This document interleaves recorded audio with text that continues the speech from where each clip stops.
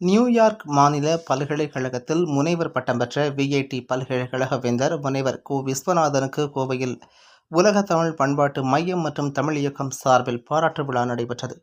கோவை காளப்பட்டி பகுதியில் உள்ள doctor NGP கலை அறிவியல் கல்லூரியில் உலக தமிழ் பண்பாட்டு மையம் மற்றும் தமிழ் இயக்கம் இணைந்து வழங்கும் விஐடி பல்கலைக்கழகம் வேந்தர் முனைவர் கு. விஸ்வநாதன் அவர்களுக்கு பாராட்டு விழா.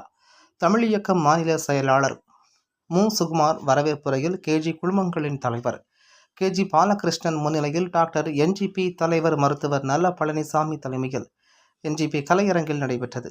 நிகழ்வில் விஐடி பல்கலைக்கழகம் தலைவர் கல்விக்கோ முனைவர் கோ. விஸ்வநாதன் அவர்களுக்கு பொன்னாடை அணிவித்து நினைவு பரிசினை டாக்டர் என்ஜிபி ஆராய்ச்சி மற்றும் கல்வி அறக்கட்டளையின் தலைவர் மருத்துவர் நல்லஜி பழனிசாமி வழங்கினார். மேலும் கல்லூரியில் பயிலும் இளங்கலை மாணவர்களின் படைப்புகளின் தொகுப்புகளான தமிழோசை இதழை கல்விக்கோ முனைவர் கோ. விஸ்வநாதன் வெளியிட முன்னாள் அமைச்சரும் சட்டமன்ற உறுப்பினருமான எஸ்.பி. வேலுமணி பெற்றுக்கொண்டு பாராட்டு மொழி வழங்கினார்.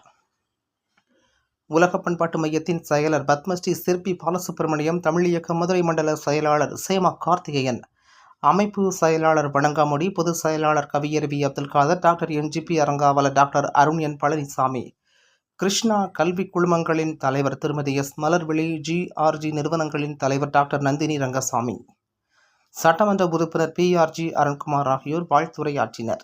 மற்றும் தமிழ் இயக்கம் கோவை மண்டல செயலாளர் PJ அனுப் நன்றி உரையாற்றினார். நிர்வாகிகள், உறுப்பினர்கள், கல்லூரி மாணவ மாணவியர் உட்பட ஏராளமானோர் கலந்து கொண்டனர். விஐடி பல்கலைக்கழகம் தலைவர் கவிக்கோ முனைவர் கு. விஸ்வநாதன் அவர்கள் ஏற்புரையில், தென்னிந்தியாவின் மான்செஸ்டர் என அழைக்கப்படும் கோவை மாநகரம் தொழிலில் மட்டுமில்லாமல் கல்வியிலும் இந்நகரம் தலை சிறந்ததாக திகழ்கிறது. எவரும் இவ்வுலகில் வறுமையின் காரணமாக கல்வி கற்காமல் இருக்கக்கூடாது என சிந்தித்து ஓர் அறக்கட்டளையை தான் நிறுவி 8000க்கும் மேற்பட்ட மாணவர்களை தற்போது உயர்கல்வி கற்க வைத்திருக்கிறோம்.